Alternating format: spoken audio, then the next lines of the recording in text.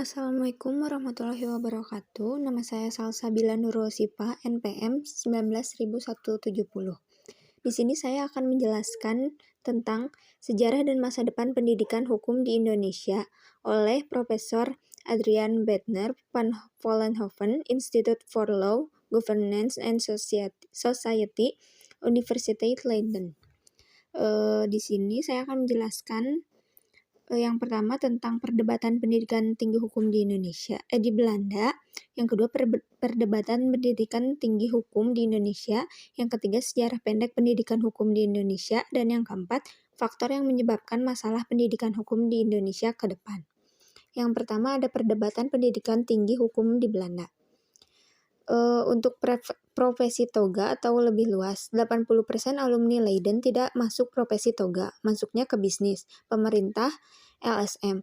Mereka tidak mengambil banyak kegiatan, mereka tidak melihat hukum dunia dengan kacamata hukum dunia. Mereka tidak mempersiapkan untuk tugas yang mereka jalani di dalam prakteknya. Lalu ada relevansi dan persyaratan civil effect. Bisa diberi jika sarjana hukum. Artinya harus mengambil beberapa mata kuliah hukum doktriner. Sekarang karena di sistem Inggris sudah tidak seperti itu. Yang ketiga ada interdisiplinaritas, yaitu berlawanan dengannya. Yang keempat ada orientasi internasional.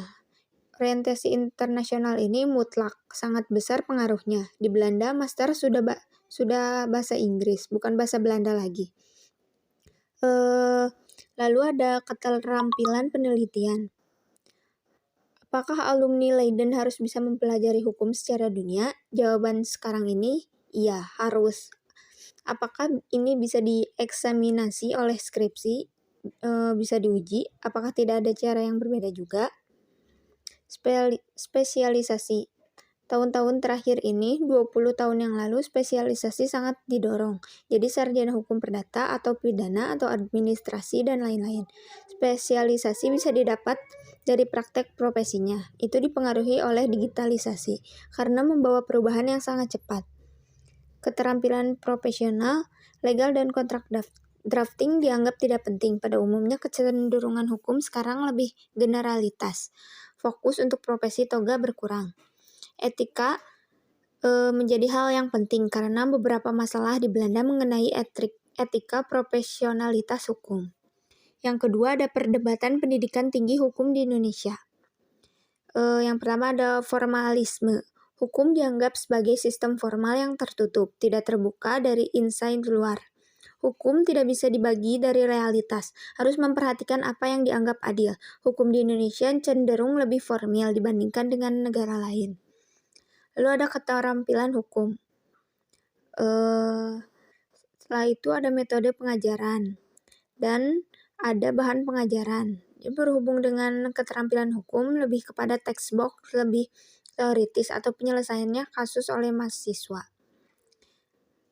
Lalu ada tekanan abadi di dalam pendidikan hukum. Liberal legal education, lebih jauh dari keterampilan teknis, tidak seperti pakar yuridis. Harus bisa menafsirkan hukum, tidak hanya memperhatikan kepastian hukum, tapi juga harus memastikan keadilan dan manfaat serta tujuan dan metode implementasi hukum. Lalu yang ketiga ada sejarah pendek pendidikan hukum di Indonesia. Tahun 1950-an, buku The Voice of the Law in Transition oleh A.B. Meisher. Yang pertama ada kekurangan sumber daya.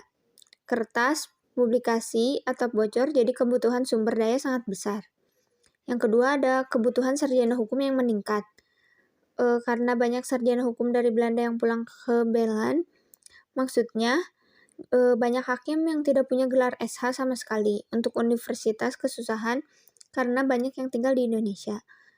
Yang ketiga ada bertahap kehilangan hubungan dengan hukum Belanda. Ada warisan peraturan perundang-undangan. Ada puluhan terjemahan kitab-kitab hukum. Situasinya kacau karena jika kita mengembangkan doktrin baru. Ada demokrasi terpimpin. Serangan ideologis menghilangkan otonomi hukum. Hukum yang berjalan sebagai sistem otonom, bahwa hakim berjalan mandiri dan bisa menyelesaikan kasus pada dasar hukum dan tidak sesuai keinginan kekuasaan. Dihilangkan oleh demokrasi terpimpin, ada di dalam Undang-Undang Nomor 64. Presiden punya hak untuk intervensi kasus-kasus di pengadilan. Pada dasarnya, sarjana hukum harus bisa interventasi kasus hukum, harus bisa membela orang-orang seperti itu. Pada Orde Baru, di buku A Study of Institutional Collapse di Indonesian Supreme Court atau kebijakan Soeharto yang ingin untuk mengesampingkan kekuasaan kehakiman pada saat mereka tidak setuju. Korupsi masuk dalam sistem hukum ini. Sarjana hukum tanpa negara hukum, prakteknya sangat terpengaruhi oleh eksekutif. Hukum tidak berlaku untuk para petinggi. Yang keempat, ada faktor yang menyebabkan masalah pendidikan hukum di Indonesia ke depan. Yang pertama ada faktor konservatisme, yang kedua ada pendanaan, yang ketiga beban administrasi, yang keempat inti hukum sebagai disiplin. Yang pertama, konservatisme. Ini lebih penting karena hubungan dengan kurang perhatian untuk perkembangan hukum di kalangan universitas. Penelitian hukum oleh dosen-dosen dan dan profesor di universitas harus memperbarui yang seharusnya hakim membaca artikel-artikel oleh profesor-profesor. Di Indonesia kehilangan percaya diri pada saat Orde Baru. Yang kedua, pendanaan. Banyak dosen yang gajinya kecil, jadi mereka harus mencari tambahan di luar. Jadi mereka tidak berfokus pada satu saja. Yang ketiga ada beban administrasi. Sangat besar sekali di Indonesia, contohnya di Universitas Tarumanegara. Banyak berkas yang hanya untuk diakreditasi. Ilmuwan tidak bisa dipercaya profesional, artinya kualitas mahasiswa akan cukup baik jika mereka tidak dikontrol Mendikbud. Yang keempat, ada inti hukum sebagai disiplin atau alasan utamanya. Berhubungan dengan DPR